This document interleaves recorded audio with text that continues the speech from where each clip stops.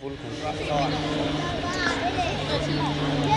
flying the Vulcan today, Martin? Right, the crew of the Vulcan today is captain is Kev Rumans, who will be doing the display in the right-hand seat, and in the left-hand seat we have Bill Ramsey, who did the display here yesterday, and down the back Barry Macefield, who also got involved in the Black Buck raids, and here she goes. Let's wait for the howl.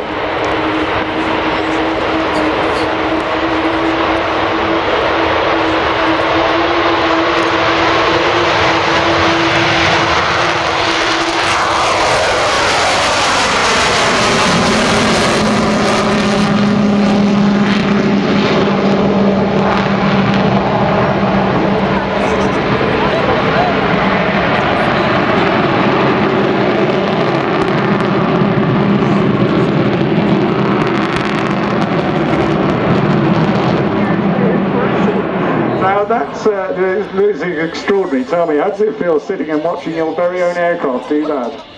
Well, I must admit, I have rather sort of possessive feeling about the aircraft, but it's lovely that we could actually take... The extent to which the Vulcan, like the Spitfire, is loved and renowned by the British public is not in doubt, but another similarity between them, the fact that their designers, respectively R.J. Mitchell for the Spitfire and Roy Chadwick of Avro for the Vulcan, never got to see their creations achieving their greatest fame. No, Roy Chadwick in particular dying well before it got airborne. R.J. Mitchell saw a little bit of the early development, but nonetheless tragic. And what is amazing, we were talking about the speed of development in the 40s and 50s. Well, just 11 years after Lancaster, Roy Chadwick's creation in the Vulcan took to the skies. Absolutely extraordinary. You mentioned a gentle wing over. Yes, well, maybe I exaggerated a little bit. Now, she's now manoeuvring out that side. That first manoeuvre we did, which I think we still haven't practiced it many times. Equally, it could carry, the Vulcan could carry 21 1,000-pound bombs, conventional bombs. Okay, she comes around now, and as she turns around to the left, you should see the bomb doors opening. And no doubt as the aircraft powers away, you'll both see and feel and hear the power of the four Rolls-Royce Bristol Olympus 201 engines. 16,400 pounds of thrust in each one of them. That is massive, and here it comes now. That's a wonderful howl.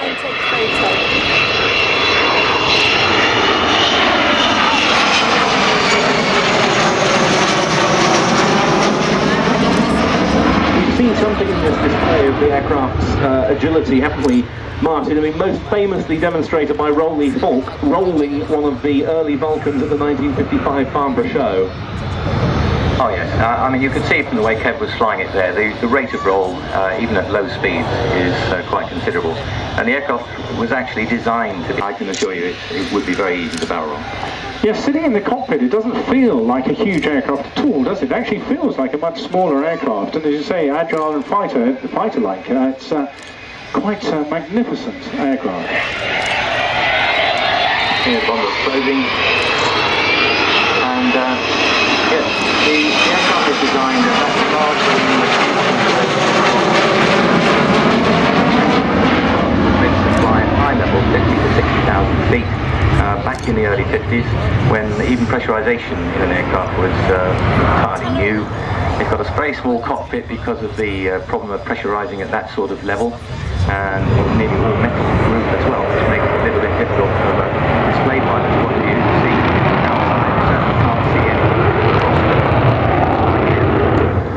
anything. But I say it was big, powerful, big wing, maneuverable, because it could outmaneuver every fighter aircraft of the era, equivalent to something like a starfighter, which had a wing about the size of the tailplane of a Vulcan. It was very, very good in a straight line, but the Vulcan, all it had to do if it saw us coming was to slow down and turn, and the starfighter would go straight on, as would the sort of heat-seeking missiles. So above 50,000 feet, it was considered invincible. The surface-to-air missiles couldn't shoot it down, and it was only after Gary Powers was shot down in a U-2 in the mid-60s that they realised, the U-2 being the Soviet surface-to-air missile, that you realised that the Vulcan now could possibly be shot down.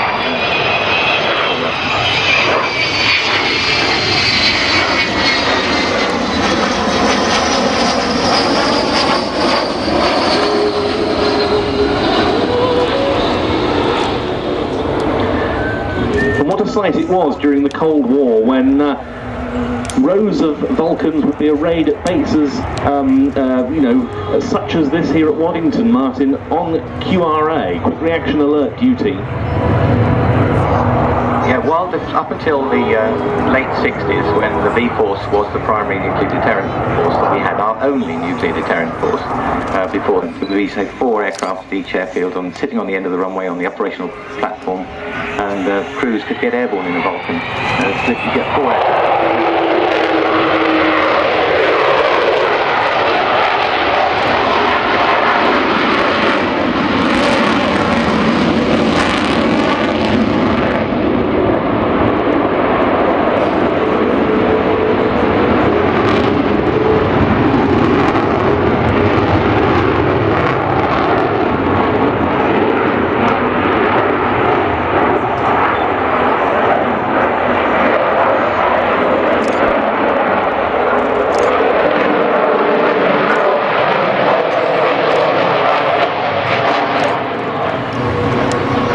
There's some great new additions to the display this year, Martin. I'm impressed with the different variations that the crew are putting in here today. Yeah, and I have to confess, it was all the combined ideas of, primarily Bill Ramsey, who's the ex-tutor display pilot and had a lot of display experience, and worked up with Kev, who's flying it today, to add to the show. It's basically variations on one another if one should attack. Meant that, very fortunately, overall all-out nuclear war never took place.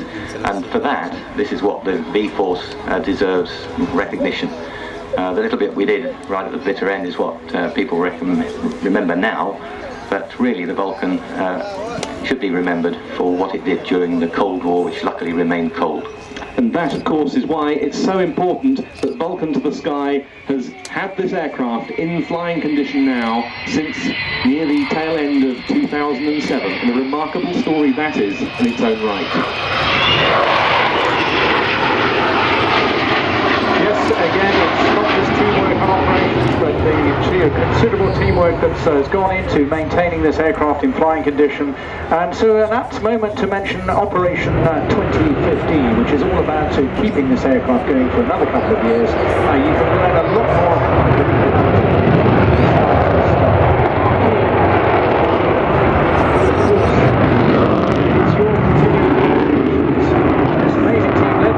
Fleming, his inspiration and hard work, which will keep this aircraft alive.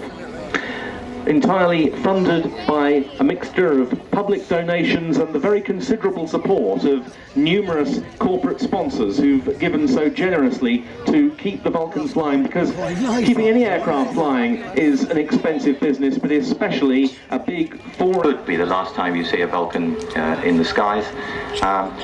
Luckily now we've resolved the fact that the engines, we do have engines to keep us going for another couple of years with one spare in reserve in case something goes wrong. So we are going forward. We're trying to raise enough money to pay for this very expensive engineering work that needs to be done to the leading edges of the wing to keep it going until certainly the end of 2015. So Operation 2015 means that we are asking people to put their hands in their pockets again, but I hope you all think it'll be worthwhile. Having seen the Vulcan display here today, she is such a beautiful airplane, something worth preserving in the air, and so we certainly want you to please go on supporting it. Do come along to the Vulcan Village, which is the big tent on right up the far end of the runway when the aircraft's going to be turning off. The aircraft's there for you to see and to witness. You can walk around it. We're doing tours of the aircraft. We've got lots of interesting merchandise in the tent. And we do need your money, and we do need you all to look at the Vulcan to the Sky website. Yes, you'll do that, and you can help contribute straight away. If you would like to make a donation from your mobile, just text the VULC 133, VULC 133 to number 70070, and that will give a £3 donation to see this marvellous aeroplane stay in the sky. Please give the crew a wave. They can see you now. They've been working hard to entertain you. Well done indeed, Bill Ramsey and Kev Rubens. That's marvellous stuff indeed. Martin, it's been a real pleasure having you with us. A piece of living history, I dare say. Well, it is. She's lovely. We feel very, very fortunate.